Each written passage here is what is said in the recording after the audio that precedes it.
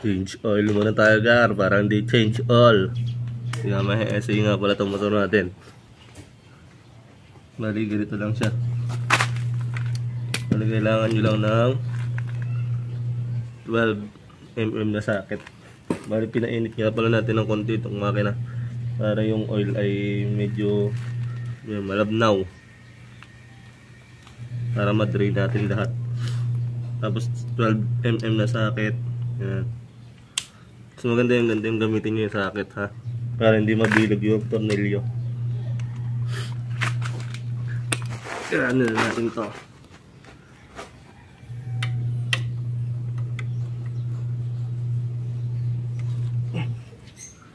Di ba ganit lang? Ay ko.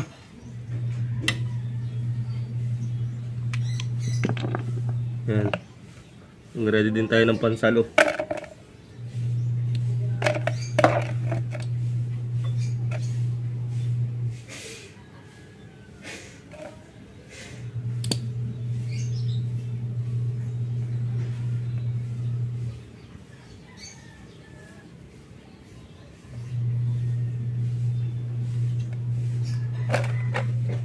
Itong lagay ng oil filter, buksan natin. Bali, ang size niya ay ito, 8mm.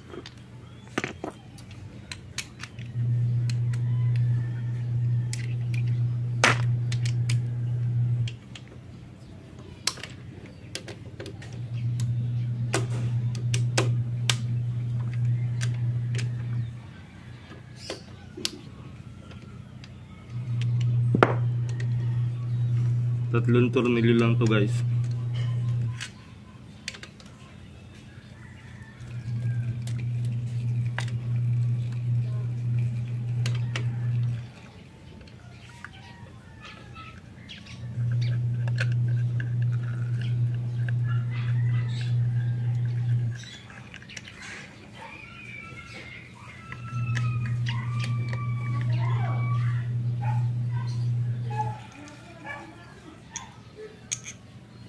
No.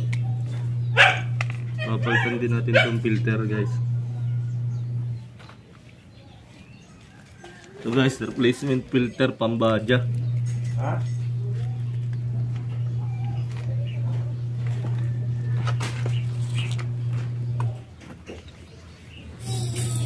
Kulay pink. Yun.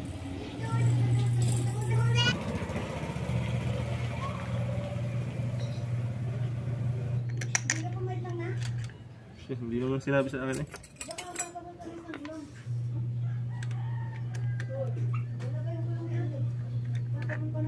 Baka.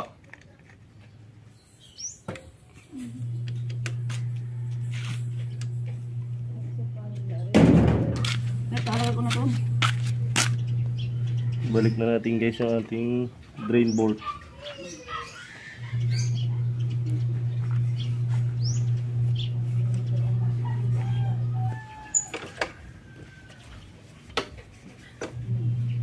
Dumi ng ating motor at talaga nang hindi na makalinis lagi ng tag-ulan.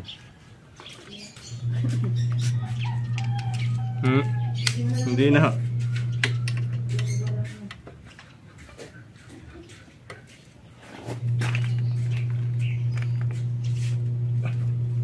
Ito lang natin yung tama lang. Ito muna yung gagamitin natin na langis. Kawasaki by Enoch. Viscosity nito ay ano, 20W50. Ayan. Dali na natin.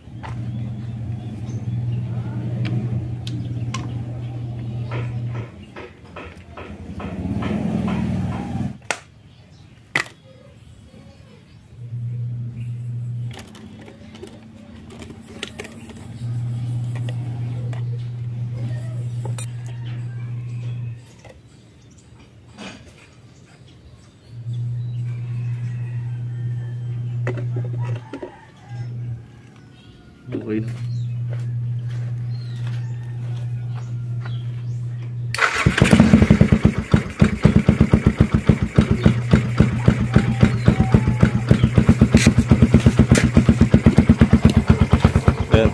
okay na guys. Yan ang ating Yamaha SE.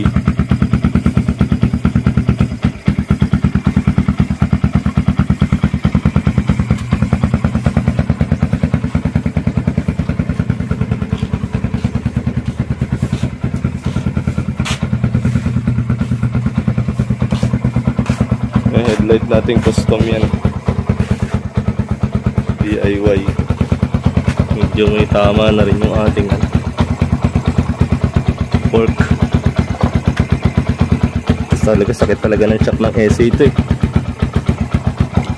Tapos yan, DIY din yan, yung side fairing na yan, dun yan galing. Tapos naka tayo 28mm sa short manifold. Tapos mono shock. Luma na nga lang. Stock swing arm yan. Ayos din. Bomba natin sa bomba.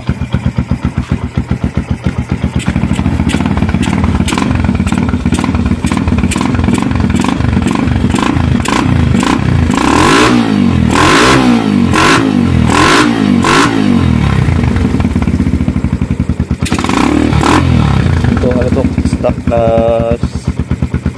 kalkal, tapos pinaigsi. Tapos yung ating elbow stainless, 2 inch.